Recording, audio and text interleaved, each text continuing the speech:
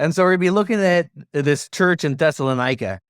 We're going to get a chance to dive into our scriptures, explore the Bible, and even consider the history that's found in the stories that we're going to read. In a few weeks, we're going to be ending what's called, on the Christian liturgical calendar, ordinary time. Ordinary time is this time as the calendar ends, where you look at the church. The color for ordinary time is green, and oftentimes green means growth. It refers to new life. And so once you get to ordinary time, it's almost this time where the church is finding its life. We're going to go into Advent. It's going to be the next season, and that's when the Christian New Year starts over. We start every year with Advent, and we look at hope. We look at peace and love and joy. And then we go to Christmas. And so it's this anticipation that we start every year with of Jesus coming to earth. But right now, we're in ordinary time. And it sounds super exciting. Can't wait to be in ordinary time. I look forward to Christmas and Easter. I want special times. Why do I want ordinary time? Well, ordinary time, it actually comes from the word in Latin where we get our English term ordered. It's a time that's ordered. It's a time where you're counting the weeks. You're counting the months and the years, anticipating the return of Christ. And so when you're in ordinary time, you're in an ordered time. You're in a time where the church basically finds its stride, and the church begins to live life as it should.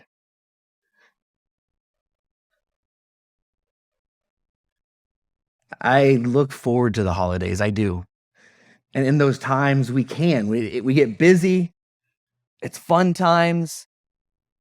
But there's something to be said for being able to live out ordinary times in our lives.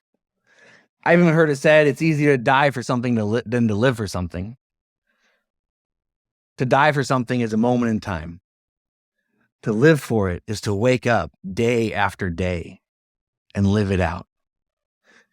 And so in ordinary time, it's exciting.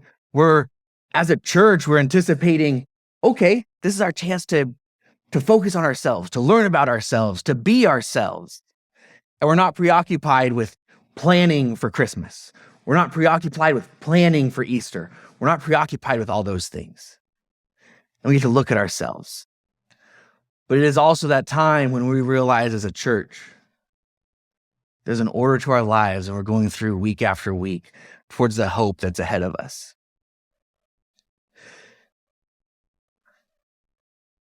So what we end up with in the liturgical year, so you have an idea of where we are, Advent and Christmas are the times where we look and remember the coming of Jesus, the incarnation of God himself. You go to Epiphany, and this is the time when you look at Jesus' lives. And Epiphany, it's like something dawns on you. Well, it dawns on you who Jesus is. His life reveals for us that he's the Son of God. And so there's Epiphany. And then we go into the season of Lent. And Lent, if you observe it every year, it's a chance to remind ourselves there's suffering in life. And it's a chance to purposefully, together as a community, deal with suffering. Look at being comfortable with suffering. And so Lent is this time where we anticipate Christ's suffering on the cross. But it's a chance for us to immerse ourselves into suffering. Easter reminds us of the resurrection. This is what all of Christianity rests on. Paul says if Christ didn't come back to life, why are any of us wasting our time here? It's purposefulness. There's no purpose to being here if Christ did not come alive. And so Easter is that pinnacle moment in the Christian year that we look forward to. And then you have the season of ordinary time, which is where we are. And really it calls us to slow down from those big events. It calls us to focus on our individual health, and on the health of the church. And the color green reminds us that we're living in that new life and we're seeking growth internally. And growth as a church. There's not growth just in numbers. That's great. But what good is that growth if there's not growth in maturity as a church? Maturity as a community. And so this is our chance in ordinary time as we close it out this year to take a look at the church and to really grow ourselves in maturity as a community, to understand and remind ourselves, what is it we're a part of? So these last weeks of ordinary time, we're going to study a church. We're going to study the church in Thessalonica. And first, to understand a church, you have to look at its context. Even today, for me to understand why a church is the way it is in Brazil, in China, in Russia, for me to understand why these churches are the way they are, I have to understand their context. The setting of a church shapes that church. Shapes it on a greater scale. If you're in the nation of America, it's going to shape you as a church. If you're in the nation of Russia, it's going to shape your church. But then dialing down to even the city you're in, the neighborhood you're in, that's going to shape your church as well.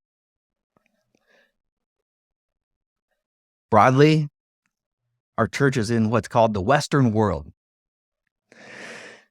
You zoom in a little bit. Obviously, we're in America. Within the Western world, we're in America. We're in the United States, and you can keep zooming in to the things that impact our church, this church right here today. Average income brackets.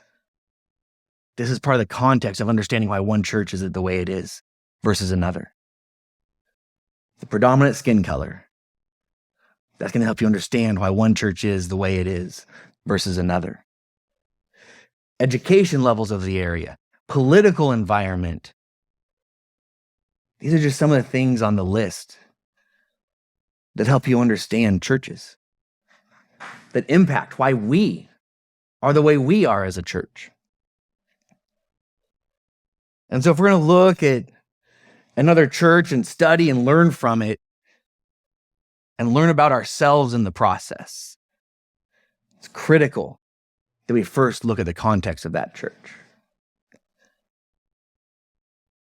Context is a great help because it means we aren't entering into a vacuum and starting from scratch. That's the good thing about context. We, in this church, are existing in a world that has some shape to it. We aren't starting everything from the ground up. We don't enter into a vacuum every week and try to figure out how to do things from square one again. There's some shape, there's some order, there's some ways of doing things. This would have been the way it was for the church in Thessalonica too. There's already an established culture. There's a way that community relates to one another. There's a way things are done. And that helps you not start from square one. So there's some positives to this. But context is also a great handicap because it can build blind spots in us. It can build blind spots based on the way we're treated. It can build blind spots based on the way that our context hands us foregone conclusions. Here's the conclusions we have in this context. And our context even has this general momentum or a given direction that everything is going, and for better or worse, will generally be carried along with it, especially if we aren't careful. So what I'd like to look at is the context of the church in Thessalonica. We're going to look at 1st and 2nd Thessalonians over these next weeks, but to even understand what we're reading, it's crucial that we check out the context. And as we do this, something interesting might be to consider just how their context may closely relate to ours, or it may be quite different from ours. The first thing is not on a grand scale, but they're set in the ancient world. And we would consider this to be, we're placing them in an archaic society. We're placing them in a way that they did things backwards thousands of years ago. And so we have a way of seeing how they did things as the ancient way. The way they didn't have as much technology back then. They didn't have the knowledge we do. And so it's this ancient way of doing things. But where they are in the history timeline is part of their context. Within the different time setting, they're also located within what can be claimed to have been one of the greatest empires in the world, with the most advanced military power the world had ever seen. Don't think you can relate to these guys. They were in the Roman Empire. The Roman Empire had pull on the known world. They had the military that could go out and defeat all other militaries. And it's within this empire that we find the church of Thessalonica.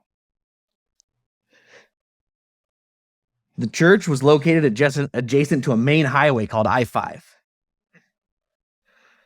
I'm kidding. It was a Roman highway called the Via Egnatia. And this Roman highway was a main Roman highway. If you traveled it west, it carried you on your way to Rome, several hundred miles away. And if you traveled the highway east for several hundred miles, it would carry you to Byzantium, another major city that would later be called Constantinople. Today it's Istanbul. And so they're located on a major highway in Rome. I think we can relate to this. We can see, okay, we can understand, what is it like to live on a major highway? That's where this city was located. And that's where the church within it, that's what they would have experienced, is something similar to us, possibly. So being in Thessalonica places the church in the center of the major road that literally connected the Eastern and Western worlds. Think of the variety of culture that would be coming back and forth along that road. The variety of culture that would be passing through Thessalonica and having influence on it. Not only is the church located in the center of land travel between east and west, but the church is also located in the nicest harbor on the Aegean Sea. It's a port city. You might say the church at Thessalonica lived in the metro of Portland. And so Thessalonica was a port city. In fact, the Greek harbor that was established for Thessalonica was established in 316 BC. So for 2,000 years, this harbor has existed, and it's the only ancient harbor that continues to exist today because it was such a great harbor. They continue to use it. Then the land of Thessalonica, super important, it was very fertile. We don't consider this in most of our major cities now because we get to truck things in. We pull things from around the country. Come on into our major city. But back then, having fertile land right at your doorstep was a crucial part of surviving in a large city. You didn't have freezers and refrigerators. You didn't have these things, and so you needed fresh food right there. And they had it. Second, the land was mineral rich. It had silver, iron, lead, copper, and gold. All the crucial minerals that you needed to make some money, to build a great society on. Given its location along the highway, given the amazing port that it had, as well as its natural resources, Thessalonica had a very numerous population. The ancient population of Thessalonica, about the time we're going to be looking at, was estimated to be around 65 to 100,000 people. Very significant for an ancient city.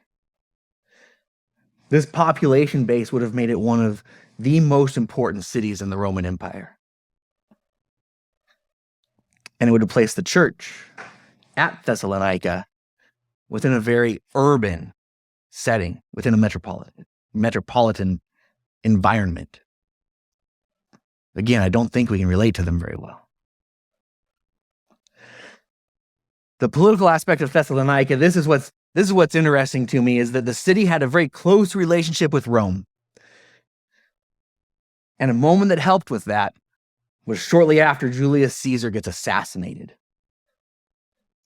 There's a battle for the leadership of Rome once Caesar's dead. On one side are his two assassins. And on the other side, seeking to avenge Julius Caesar, is Mark Antony and a guy that would become Caesar Augustus. Thessalonica had to make a choice. The battle happened right on their doorstep. Who do we support? Back then, this was pretty crucial. Your life might depend on it. Thessalonica is forced to choose sides. Mark Antony and Caesar Augustus appear to be the underdogs. They don't have the greatest battlefield position as they come to the battle. And they don't have what appear to be the best troops.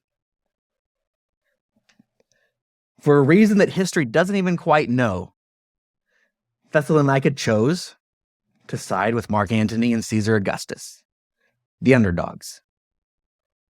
And the underdogs won.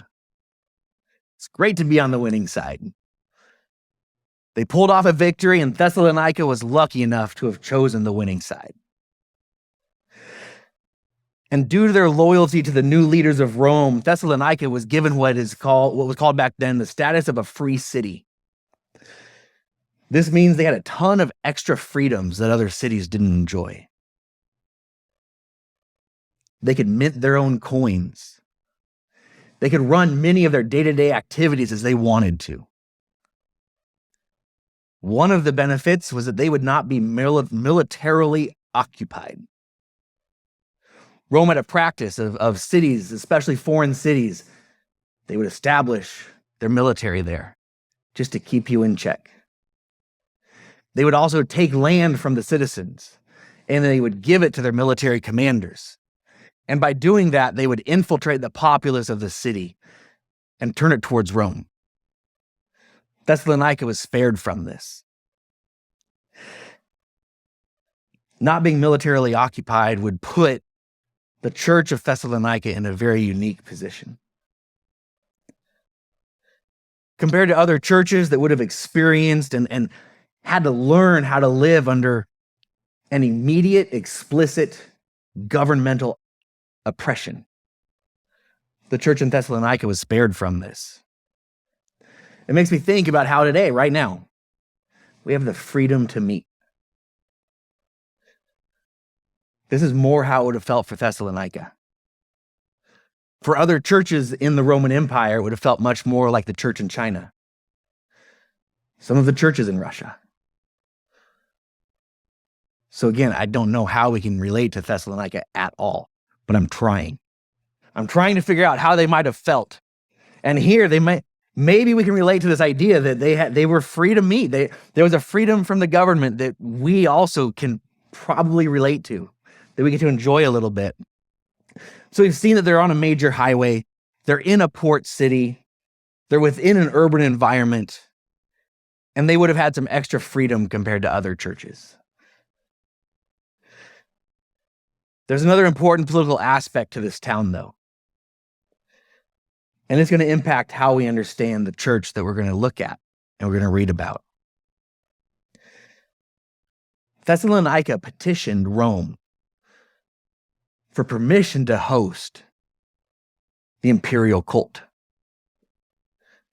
The imperial cult was temples that were established to Rome itself or to any one of the numbers of prominent leaders of the Empire of Rome. And so it was these temples that would worship Rome and they would worship one of the Caesars. But not any town could just say, we want to do this. You had to ask Rome for permission to worship them in this manner. You had to ask for what Rome considered the honor of being able to worship us. And Thessalonica did. They said, can we do this? We'd like to petition to put an imperial cult temple in our city. Can we do this? And they were given permission. What comes to my mind as I read of the history of Thessalonica is that it's how ironic it is that they had freedom from subjugation by occupation, but they petitioned for subjugation by worship. They said, great, you're not going to occupy us. Something we can relate to. But they still subjugated them through worship of the empire.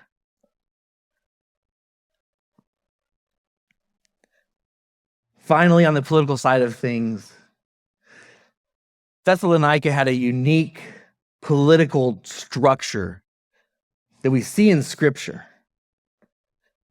And then over the years, it was discovered through archaeology to be true. At the lowest level, they had the citizen assembly. It was called a demos, the Greek word from which we get democracy. And so they had a citizen assembly. It was an assembly of the people, by the people, for the people. And it was before this citizen assembly that a mob attempted to drag Paul and Silas. If we go to Acts 17, verses 1 through 5, it says, after they traveled through Amphipolis, Apollonia, they came to Thessalonica, for there was a Jewish synagogue. Paul went to the Jews in the synagogue as he customarily did, and on 3 Sabbath days he addressed them from the Scriptures, explaining and demonstrating that the Christ had to suffer and rise from the dead, saying, this Jesus I am proclaiming to you is the Christ. Really what Paul would have been saying is this Jesus that I'm proclaiming to you is the Messiah, is the word that the Hebrews were waiting for. Paul is saying this is the Messiah. Some of them who were listening to Paul were persuaded, and they joined Paul and Silas, along with a large group of God-fearing Greeks and quite a few prominent women. But the Jews became jealous, and gathering together some worthless men from the rabble in the marketplace, they formed a mob, and they set the city in an uproar. They attacked Jason's house, trying to find Paul and Silas to bring them out to the assembly. This is the lowest level of the government that Thessalonica had. Let's drag these people to this general assembly we have of probably some citizens that were either through age, through business occupation. They were considered to be social leaders. They may not have had any official position, but they were seen by the community to be influential people. So the mob says, let's drag them out to our citizen assembly. The next level up in the city of Thessalonica was the city council. These were people who didn't merely have influence. They were given an executive position of leadership. It's very much like we might see in our own towns. You may have meetings of the prominent businessmen, but they haven't been positioned specifically into key roles in the city. They just, by their prominence, have sway and influence. But here in the second level, this is your city council. This is who you may vote to be mayor. This is who may be ascribed any various position in the leadership of a community. And so this is your executive level. These people have been placed, they're citizens that hold official rank within the city. At the highest level were the city leaders. This is the third level in the government of Thessalonica. They're called politarchs. And it's before the city leaders, these politarchs, that the mob brought Paul and Silas when they couldn't find anyone from the citizen assembly. In Acts 17, 6-8, it says, when they did not find them, talking about the citizen assembly, they dragged Jason and some of the brothers before the city officials. This is the third level of government. And they were screaming, these people who have stirred up trouble throughout the world have come here too. And Jason has welcomed them as guests. They are all acting against Caesar's decrees, saying there is another king named Jesus. They caused confusion among the crowd and the city officials who heard these things. So it's to this third level that these rabble-rousers are drugged and thrown down and said, these people are causing issues in our city. What's interesting here is that Luke, the author of Acts, he uses the term politarchs. And it's a very unique and rare term. Many people who spoke against the authenticity of Scripture said Luke doesn't know what he's talking about. This term is not historically used. This term is not historically accurate. And this was an attack on Scripture up until the early 1900s. For almost 2,000 years, this was used to subvert Scripture. This isn't historically accurate. There's no record of this term. In the mid to late 1900s, archaeology uncovered in Thessalonica this term. At this point, approximately 70 references to this term have been uncovered. Almost half of those come from Thessalonica. This is a key term that Paul used, and it actually adds to his credibility. In Acts 16, Paul goes to visit a Roman city, not a free city like Thessalonica. And Luke refers in Greek to the Roman titles for those city leaders. Moving into Acts 17, as Paul and Silas moved to Thessalonica, a free city, Luke shows his knowledge as a historian by referencing a term that is almost exclusive to Thessalonica. This helps support the claim of historical authenticity of the book of Acts. Luke knew what he was talking about. While the rest of the world for almost 2,000 years said, look, obviously Luke doesn't know what he's talking about. He uses a term that isn't even there. It's only in the last 100, 150 years that's been discovered, oh, he knew what he was talking about. We didn't. We historical critics did not know what we were talking about. So here we begin to see a glimpse of the church and its setting in Thessalonica. We see that it's in that city next to a major highway.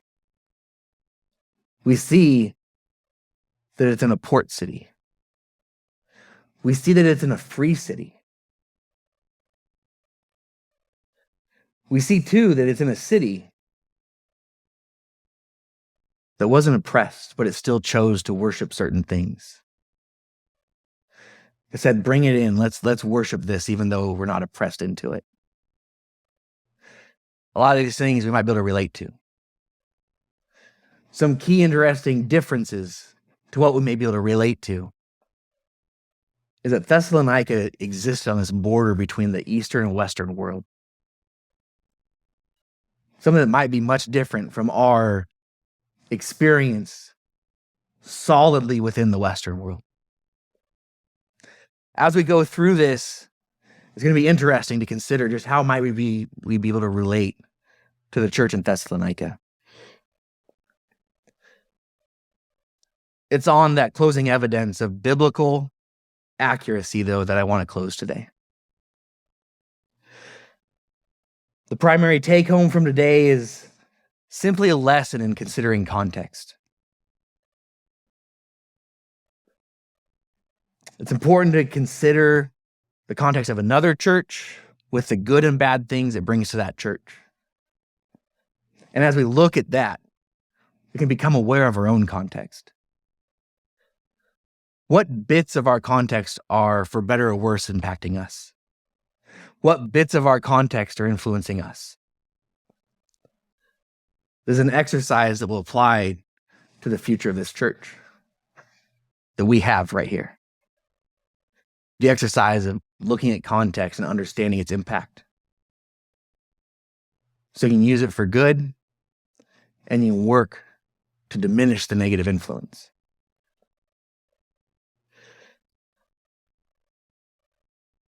As we come to these scriptures that we hold authoritative and we work to understand the context within which they were written,